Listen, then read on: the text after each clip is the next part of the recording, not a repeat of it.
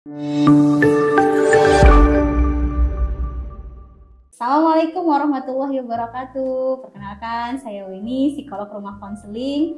Hari ini kita akan bahas seputar tentang anak remaja. Tapi saya nggak ngobrol sendirian nih. Di depan saya udah ada Kak Syarif. Apa kabar Kak Syarif? Alhamdulillah Kak Weni. Kak Syarif ini sebenarnya bukan orang asing ya Kak ya. Kita udah pernah sering ketemu dulu Kak ya. Iya. Sering ngisi di acara training remaja ya nggak sih? Betul. Di zaman itu. Terus Betul. ngisi dari anak TPA. Dari TPA, SD, SMP, SMA. Oke. Nah, Kak Syarif ini adalah konselor remaja nih, dan baru-baru ini Kak Syarif ngeluarin buku yang keren banget nih. Nanti kita bahas seputar buku ini deh. Nah, sekarang ini tema kita tentang remaja yang Kak Syarif pasti banyak banget dapat kasus ya. Termasuk saya nih, baru-baru aja Apa tuh, 1 jam yang lalu itu nanganin kasus klien usia 18 tahun. Gimana ternyata ngalamin gejala stres ya, bahkan ngarah ke depresi ya. Dan masalahnya cukup kompleks nih Kak Syarif ya. Jadi klien yang saya tanganin tadi itu ternyata berasal dari keluarga yang tidak utuh. Oke. Gitu. Terus sering banget itu dia merasa nggak dipahamin oleh lingkungannya. Sering nggak sih dapet kasus kayak gitu? Nggak ada yang pahamin gue gitu. Padahal orang tuh udah ngerasa kita udah care banget loh, udah ngasih apa aja loh ke anak ini, tapi anak ini tetap merasa nggak dipahamin. Sering nggak? Pernah nggak Kak Syarif dapat kasus gitu? Ini mungkin satu contoh dari sekian banyak remaja yang mengalami kondisi yang sama. Karena kalau kita cek riset menyatakan bahwa sekitar 80% remaja itu di tahun 2021 itu mengalami stres. Bayangin berarti Kak Weni kalau misalnya kita jejerin nih ada 10 orang, berarti ada 8 orang yang lagi stres. Betul, 8 dari 10 anak remaja. Betul. Ya. Sebenarnya kalau dibilang remaja apa sih masalahnya yang bikin stres? Nah kan itu. nggak nyari Ngapain sih duit dia? gitu ya. Kadang orang tuh mikir ya, ngapain sih ke psikolog, stres apaan ini stresin gitu ya. Lebay banget sih gitu ya. Ya, makanya kadang ada juga bilang generasi yang rapuh seperti Betul, itu ya. betul, Tapi sebenarnya menurut Kak Syarif, ini stres ini memang real, ada faktornya apa cuman anak remaja yang usia kalau sekarang Gen Z ya, yang rapuh gitu. Nah, kalau saya lebih kepada ada salah satu keterampilan yang kita atau sekolah belum ajarkan. Padahal skill ini adalah skill yang sangat penting. Salah satunya adalah surviving stress. Oke. Jadi saya pun baru tahu pada saat saya menulis buku ini, kurang lebih 1 tahun lalu. Saya nyesel banget, ya kenapa ya saya nggak dari dulu saya tahu cara menyelesaikan masalah yang dapat membuat saya menjadi lebih optimal dalam fase perkembangannya. Ada banyak yang ternyata orang tua perlu ajarkan. Salah satunya adalah dengan cara menerima bahwa setiap orang pasti menghadapi masalah. Gitu. Jadi orang tua kadang denial ya. Anak-anak tuh nggak punya masalah. Padahal makan udah dikasih, sekolah udah dikasih, baju dikasih gitu ya. Di balik semua yang udah dikasih sama orang tua, ternyata anak itu punya masalah dan mereka harus belajar menerima masalah itu. Karena bayi juga punya masalah kan. Betul. Anak TK aja ternyata udah punya masalah, anak SD juga. Sesuai tantangan usianya. Betul. Kayak misalnya gini, 3 kali 3 bagi kita kan sangat mudah ya dijawab. Tapi kalau untuk anak 3 tahun, pasti akan membuat dia stres. Jawab pertanyaan itu. Nah artinya, sama kita harus bersikap adil pada saat kita melihat remaja. Remaja itu ya seperti layaknya manusia punya masalah. Ada 4 penyebab stres yang kadang orang-orang dewasa sekitar yang nggak paham apa itu penyebabnya. Tapi anak remaja ngalaminnya. Iya. Apa aja tuh? Yang pertama adalah masalah akademis. Kadang kayak tugasnya berat, besok mau ujian, gurunya susah ngajarinnya. Kadang orang tua bilang, ya belajar ya harus begitu. Nah, kadang orang tua, kadang remaja udah ngaduin ke orang tua. Ayah, bunda, ini pelajaran bahasa Inggris susah nih. Ya makanya belajar. Tapi tahu gitu ya, nggak dipahami tantangannya beda gitu ya. Betul. Makanya kamu selesaiin deh sendiri gitu. Betul. Terus kamu emang belajar gitu ya. Nah makanya mereka nggak dikasih jalan keluar menyelesaikan masalah itu. Yang kedua adalah terkait dengan keluarga. Keluarga ini bisa jadi karena misalnya apakah orang tuanya utuh atau tidak. Kayak tadi ya yang dialami sama Kak Weni kasusnya. Nah terus bisa jadi ada konflik antara dia dengan ayahnya, dia dengan ibunya, atau dengan adik kakaknya. Jadi walaupun utuh tapi ternyata ada konflik di dalamnya. Nah yang ketiga nih yang paling banyak sekarang Kak Weni. Ada yang disebut sebagai pertemanan. Atau sosial. Jadi masalah ini kadang orang tua nggak tahu emang anak saya ada apa sih sama teman-temannya. Padahal sekarang bully kan makin meningkat. Betul. Anak dibully kan itu tertekan loh, bukan hanya di sekolah langsung dia dibully, tapi ternyata di sosmed, di Instagramnya, di TikToknya, gitu. Banyak media sosial yang ternyata orang tua nggak tahu ada di dalam media sosial remajanya. Ternyata anaknya sedang dalam menghadapi masalah pertemanan. Nah, ini menarik nih tentang bully. Saya pernah ngisi salah satu forum orang tua ya, yang mereka menolak anak-anak yang rapuh karena bully. Jadi nganggap justru anak-anak yang dibully itu mentalnya kuat gitu, karena nggak semua dunia nerima kamu loh, kamu tuh harus kuat, jadi dipaksa kuat gitu ya, kayak diejek, jangan cemen gitu, sehingga tapi ternyata situasinya beda gitu dibully dengan zaman tanpa sosmed dengan ada sosmed sekarang kan. Betul. Apalagi anak-anak itu kan mereka butuh banget pertemanan ya. Konformitas rekan sebaya ya. Betul, remaja. Betul. Keempat apa nih? Nah, yang keempat adalah masalahnya, penyebabnya adalah pada diri sendiri. Kadang banyak remaja sekarang yang overthinking sama dirinya. Aku kayaknya emang bodoh deh, nggak bisa deh. Aku kayaknya nggak punya temen. Aku emang ya beginilah aku. Lama-lama pikiran itu merasuk ke dalam dirinya, kemudian mempengaruhi perilakunya, sehingga ya sudah, dia stres karena hanya apa yang sedang dipikirkan dan mempengaruhi perilakunya. Nah, ini kenapa ya bisa anak remaja itu menjadi mudah overthinking? Karena banyak juga nih sekarang remaja-remaja yang udah mulai baca self diagnose buat dirinya. Betul. Nah, itu yang tadi itu klien saya tuh gitu ya. Jadi gitu ya? Gimana tuh? Saya ini anxiety disorder, dia bilang. Oh, dari mana? Banget ya. Saya juga ada ADHD katanya kan, ADHD gitu kan. Dari mana? Saya baca-baca gejalanya mirip sama saya. Jadi pengetahuan dia banyak banget tanpa divalidasi oleh profesional. Profesional. Karena mereka terakses dengan mudahnya gitu ya. Betul. Dan akhirnya kalau begini nih sindrom ini, begini bipolar dan betul. Banyak yang banyak artis atau influencer yang mempublish misalnya diagnosa mereka, justru mereka menjadi tidak ragu ya untuk dengan diagnosa itu tanpa ada validasi tadi ya. Iya, betul. Nah, sehingga dia mendiagnosa sendiri walaupun tanpa ada validasi, itulah yang akan membebani pikiran dan diri mereka. Dia bikin masalah sendiri gara-gara dirinya gitu. Tapi kayaknya itu karena ini juga sih Kak Sari, fase remaja itu kan juga fase di mana mereka menemukan jati diri ya. Jadi mengevaluasi diri sendiri secara terus-menerus untuk mencocokkan diri mereka dengan idealnya gitu. Saya ini apa ya? Saya ini kok begini apa ya? Mereka tuh butuh label nggak sih gitu ya. Bahkan kalau mereka ada gangguan tuh, anak remaja itu kayak butuh labelnya apa? Nggak mungkin nggak ada label gitu. Setidaknya kalau saya punya label diagnosa bipolar, saya mirip dengan si influencer ini gitu ya. Bahkan ada waktu itu salah satu klien saya yang dia bilang ketika dia mempublish dirinya dengan diagnosanya, ternyata itu mempengaruhi followersnya untuk menyatakan sih juga mirip dia kayak kakak. Jadi kayak cuma mencocok-cocokkan aja gitu. Jadi melihat konformitas banyaknya orang, apalagi idola itu ternyata menginspirasi remaja ya untuk akhirnya dia punya overthinking berlebihan ya. Betul. Berarti ada 4 tadi ya. Pertama adalah akademik. 4 penyebab masalah stres pada remaja akademik. Kedua adalah keluarga. Betul. Ketiga adalah sosial pertemanan. Keempat adalah diri sendiri ya. Cara mereka yang sulit untuk mengontrol pikirannya, dan walaupun itu dipengaruhi juga oleh faktor lingkungan ya. Salah satunya media sosial. Nah, gimana nih Kak Syarif ya dengan melihat fenomena ini? Karena kan ketika remaja stres, mereka punya tantangan tersendiri di mana mereka tidak trust dengan orang dewasa. Jadi mereka minta bantuannya itu kemana? Biasanya ke temannya nggak sih?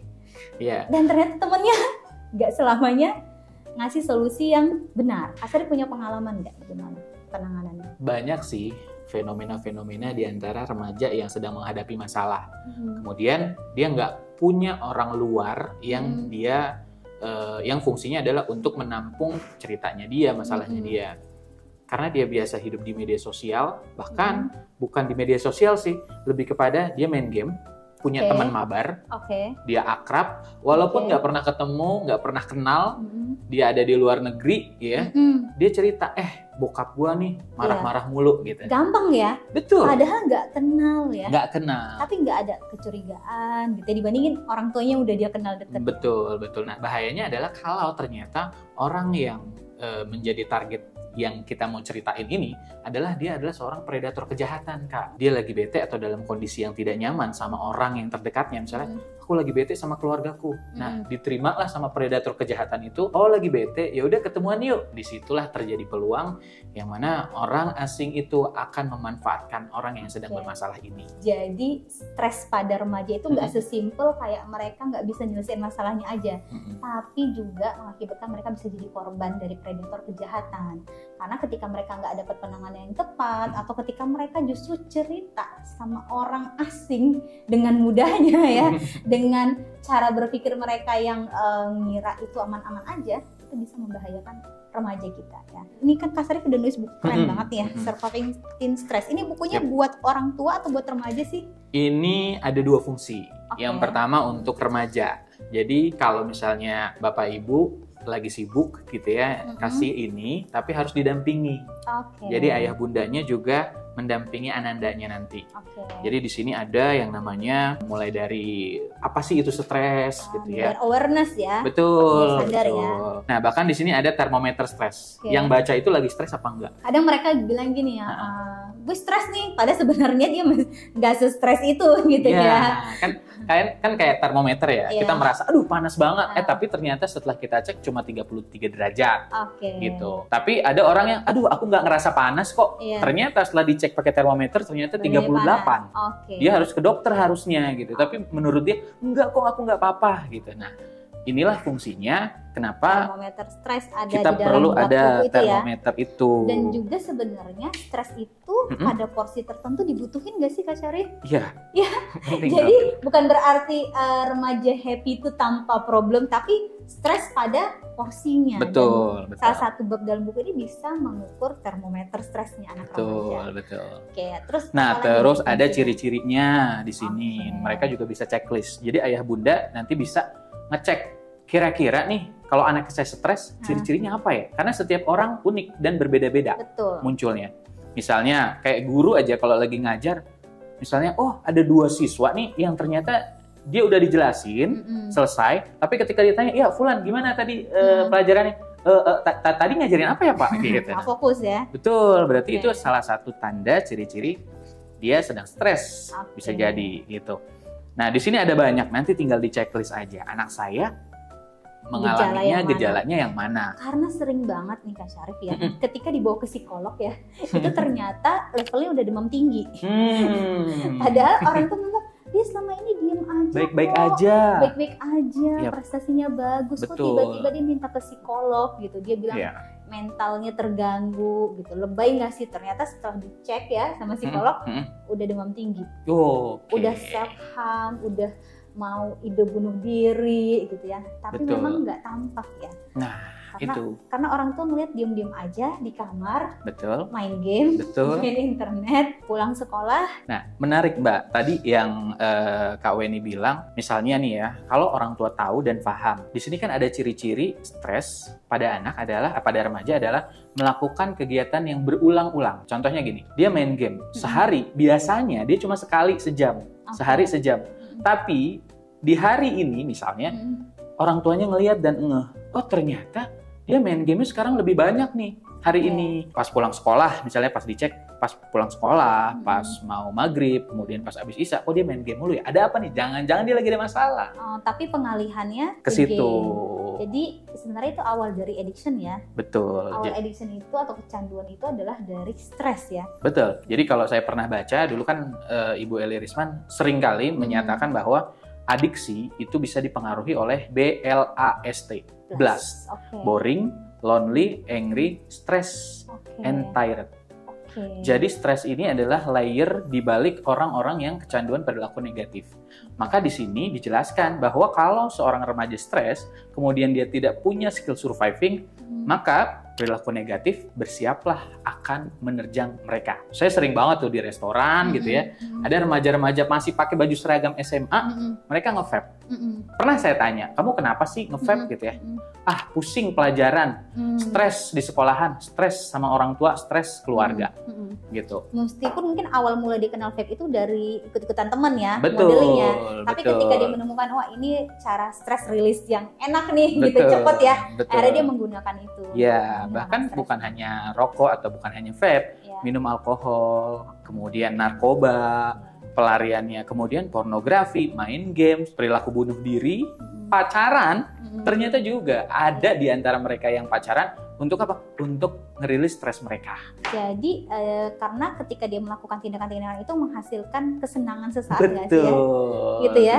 Betul. Yang ternyata sebenarnya bukan senang sesaat aja nih ya, tapi juga masalah buat lebih besar lagi ya. Betul. Makanya Kak Weni di sini ada yang namanya ransel coping stress. Jadi ransel ini ngebantu para remaja untuk menemukan kira-kira kalau saya sedang menghadapi masalah, kira-kira cara apa yang benar dan itu positif untuk menurunkan tingkat stres yang sedang dihadapi. Oke. Kalau di sini jadi kayak P3K-nya gitu. Betul, kayak obat. Jadi kalau kenapa di sini judulnya surviving stress? Karena ibarat kita mau ke gunung gitu ya, kita harus bawa ransel kan gitu. Hadapi tantangan. Betul, ada rintangan, ada tantangan. Maka kita siap-siap ini bekal buat nanti satu ketika kita punya masalah atau tantangan yang akan menghadapi kita. Nah, di ransel ini bisa meminimalisir perilaku negatif remaja kalau seandainya dia tahu dari awal. Kayak contoh misalnya, Kak Weni kira-kira makanan apa yang kalau Kak Weni makan itu dapat menurunkan stres atau lupa sejenak dari masalah? Bakso. Bakso apa nih?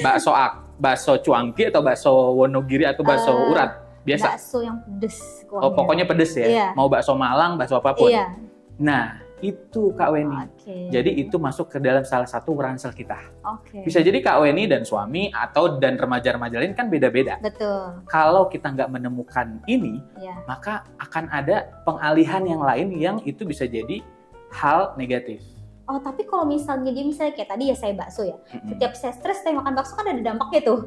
Berat badan naik. Ya, kan bisa coba yang lain. Ada banyak. Makanya ransel ini nggak semuanya harus kita keluarin. Gitu. Darurat ya. Betul. Kan sesekali. Ada makanan, ada minuman, terus ada benda. Nah, menariknya adalah bukan menarik sih sebenarnya, menyedihkannya adalah ketika saya bertemu dengan para remaja gitu ya, mereka sedang menghadapi masalah, saya minta mereka untuk membuat ransel itu, benda apa yang kalau kamu memegang atau ada di dekat benda itu dapat menurunkan stres kamu. Jawabannya apa kira-kira? Apa ya? Handphone. Wow. Laptop. Benda padahal di dalam Islam kan Al-Quran. Betul ya. Sedih banget kadang sekolah Islam, dia anak pesantren karena semua yang ada di dalam gadget itu kan kesenangan yang cepat ya. Betul. Nah, itu dia. Kalau seandainya kita memberikan sugesti dari awal bahwa ransel, ini ya udah kita temukan kalau benda yang dapat menurunkan stres adalah Al-Quran, yuk sama-sama. Jadi orang tua kalau udah tahu, udah ngeliat gejala stres nih pada remajanya. Nah, yuk baca Quran sama ayah, yuk baca Quran sama bunda kita baca. Mudah-mudahan seiring dengan kita baca Quran, semua masalah menjadi menurun. Tapi ini suka bertentangan nggak sih dengan remaja? Misalnya bilang kan handphone gitu kan, sesuatu yang mereka senangin. Tapi ternyata itu juga sumber masalah. Gitu.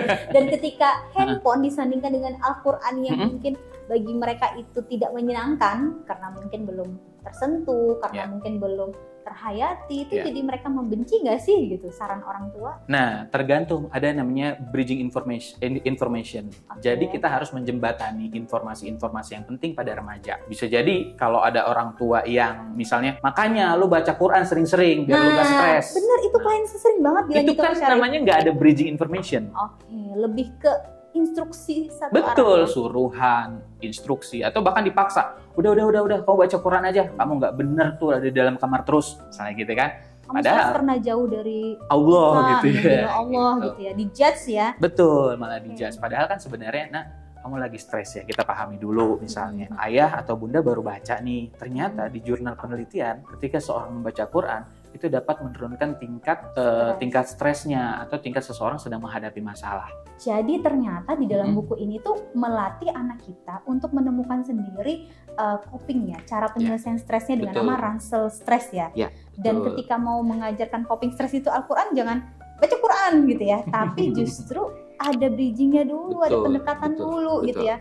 Gimana dia mau cinta baca Al-Quran ya kalau cara nyuruhnya itu marah-marah, instruksi gitu ya. Ini kayaknya bukunya komplit banget ya Kak Syarif ya.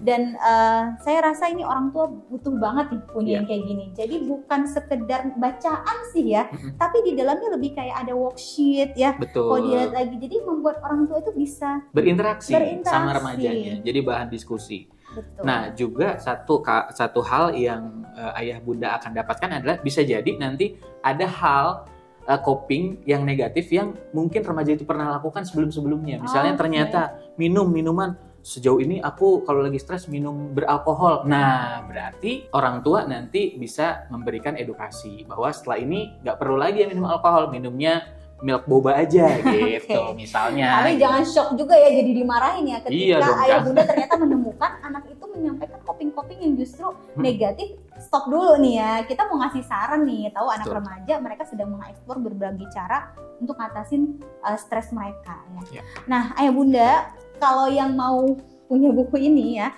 buku ini disusun bukan berdasarkan bacaan doang loh. Ini pengalaman Kak Syarif ya, menangani remaja kurang lebih kalau di Buah Hati berapa tahun Kak Syarif? 12 tahunan. 12 tahun ya, nanganin remaja dengan problematikanya dan juga survei lapangan ya. Jadi ayah bunda kalau yang mau tertarik buku ini bisa hubungin IG Rumah Konseling ya. Dan ini membuat remaja kita survive terhadap stres ya, sehingga bisa jadi generasi yang insya Allah kuat di masa depan. Oke Kak Syarif, terima kasih ya. Sama-sama Kak Weni. Podcast kita hari ini. Assalamualaikum warahmatullahi wabarakatuh. Waalaikumsalam.